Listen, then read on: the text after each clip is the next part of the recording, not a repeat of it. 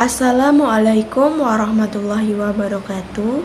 Terima kasih kepada dosen pengampu mata kuliah puisi, Ibu Dr. Anda Yustra Dewi MPD dan Bapak Ade Bayu Saputra MPD yang telah mengizinkan kami untuk mempresentasikan hasil diskusi kelompok 7. Sebelumnya, perkenalkan nama saya Alfiatun Nairo dengan NIM A1B124048 sebagai pemateri 1. Tentunya saya tidak sendiri, saya ditemani oleh rekan-rekan saya yaitu Tiur Maria Angelica Sirait dengan NIM A1B124040. Selanjutnya ada M. Gilang Tri Anggara dengan NIM A1B124055 sebagai pemateri 3. Kami akan menjelaskan materi tentang penerapan pendekatan apresiasi puisi. Baiklah, materi pertama yang akan saya sampaikan. Baiklah, saya akan menjelaskan pengertian pendekatan apresiasi puisi. Pendekatan merupakan seperangkat asumsi dan prinsip yang berhubungan dengan sifat-sifat puisi. Pendekatan dalam mengapresiasi puisi digunakan dalam rangka memahami struktur lahir dan struktur batin atau bentuk dan makna puisi.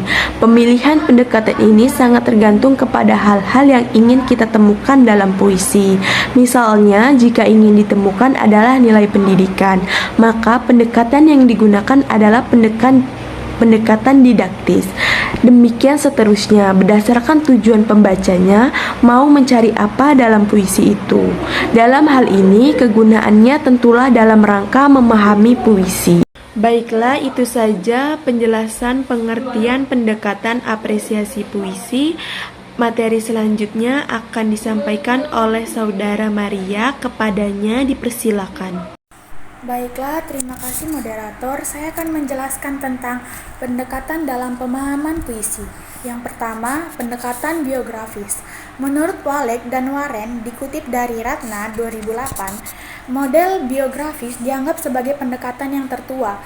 Dalam pendekatan ini, subjek kreator dianggap sebagai asal-usul karya sastra. Dengan kata lain, karya sastra secara relatif sama dengan maksud, niat, pesan, dan tujuan-tujuan tertentu dari pengarangnya. Sudah barang tentu, dengan pendekatan ini, para peneliti sastra, termasuk juga puisi, mampu mencari asal-usul karya sastra bermula dari pengarangnya. Meski pendekatan semacam ini sedikit menyulitkan bagi setiap peneliti untuk melakukan wawancara, mengumpulkan catatan-catatan, dan pernyataan-pernyataan langsung dari penulis atau pencipta karya sastra yang diteliti, namun di balik itu semua akan memunculkan nilai apresiasi yang tinggi, tidak saja bagi karya sastra, tetapi juga bagi penciptanya. Bahkan lebih jauh lagi, para penikmat dan peneliti sastra mampu mempelajari pokok pikiran awal yang mendasari penciptaan sebuah karya sastra tersebut. Selanjutnya yang kedua ada pendekatan sosiologis. Berbeda dengan pendekatan biologis yang semata-mata menganalisis riwayat hidup pengarang, pada pendekatan sosiologis lebih menitik beratkan penganalisaan pada manusia dalam masyarakat dengan proses pemahaman mulai dari masyarakat ke individu. Pada pendekatan biologis, karya sastra dianggap sebagai milik pengarang, sedangkan pendekatan sosiologis menganggap karya sastra sebagai milik masyarakat. Dasar filosofi pendekatan sosiologis adalah hubungan hakiki antara karya sastra dengan masyarakat. Menurut Ratna 2008, hubungan yang dimaksud disebabkan oleh yang pertama itu karya sastra dihasilkan oleh pengarang. Yang kedua, pengarang itu sendiri adalah anggota masyarakat. Yang ketiga, pengarang memanfaatkan kekayaan yang ada dalam masyarakat. Dan yang terakhir, hasil karya sastra itu dimanfaatkan kembali oleh masyarakat. Selanjutnya yang ketiga ada pendekatan psikologis.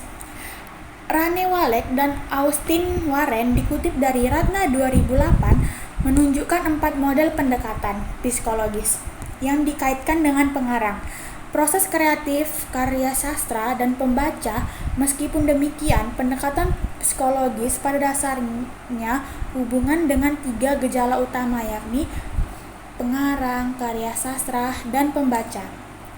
Apabila pendekatan lebih dekat dengan pengarang, maka model penelitiannya lebih dekat dengan pendekatan ekspresif. Sebaliknya, apabila perhatian ditunjukkan pada karya sastra, maka model penelitiannya lebih dekat dengan pendekatan objektif. Pendekatan kreatif merupakan salah satu model yang banyak dibicarakan dalam rangka pendekatan psikologis. Karya sastra dianggap sebagai hasil aktivitas penulis yang sering dikaitkan dengan gejala-gejala kejiwaan seperti obsesi, kontemplasi, kompensasi, sublimasi, bahkan sebagai neurosis. Oleh karenanya, karya sastra sering dibuat sebagai salah satu gejala penyakit kejiwaan. Baiklah, selanjutnya ada pendekatan antropologis. Antropologis adalah ilmu pengetahuan mengenai manusia dalam masyarakat. Oleh karena antropologi dibedakan menjadi antropologi fisik dan antropologi kebudayaan yang sekarang berkembang menjadi studi kultural dalam kaitannya dengan karya sastra. Antropologi kebudayaan pun dibedakan menjadi 2 bidang, yaitu antropologi dengan objek verbal dan non-verbal. Namun, pendekatan antropologi sastra lebih banyak dikaitkan dengan objek verbal. Menurut Payatos, dikutip dari Ratna 2008, secara historis pendekatan antropologis dikemukakan tahun 1977 dalam Kongres Folklore and Literary Anthropology yang berlangsung di Kalkuta. Lahirnya pendekatan antropologis didasarkan pada kenyataan pertama, adanya hubungan antara ilmu antropologi dengan bahasa. Yang kedua, dikaitkan dengan tradisi lisan. Baik antropologi maupun sastra sama-sama mempermasalahkannya sebagai objek yang penting. Menurut Ratna 2008, pokok-pokok bahasa yang ditawarkan dalam pendekatan antropologis adalah bahasa sebagaimana dimanfaatkan dalam karya sastra sebagai struktur naratif diantaranya. Yang pertama, aspek-aspek naratif karya sastra dari kebudayaan yang berbeda. Yang kedua, penelitian aspek naratif sejak epik yang paling awal hingga novel yang paling modern. Yang ketiga, bentuk-bentuk arkais dalam karya sastra, baik dalam konteks karya individual maupun generasi. Yang keempat, bentuk-bentuk mitos dan sistem religi dalam karya sastra. Selanjutnya pengaruh mitos, sistem religi, dan citra primordial yang lain dalam kebudayaan populer. Selanjutnya ada pendekatan historis. Pendekatan historis mempertimbangkan historitas karya sastra yang diteliti, yang dibedakan dengan sejarah sastra sebagai perkembangan sastra sejak awal hingga sekarang.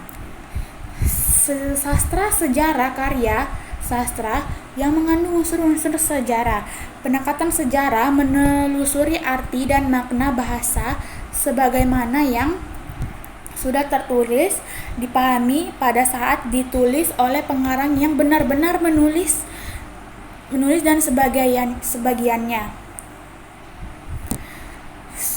Berbeda dengan sejarah sastra, pendekatan historis memusatkan perhatian pada masalah bagaimana hubungan terhadap karya yang lain sehingga dapat diketahui kualitas unsur-unsur kesejarahannya.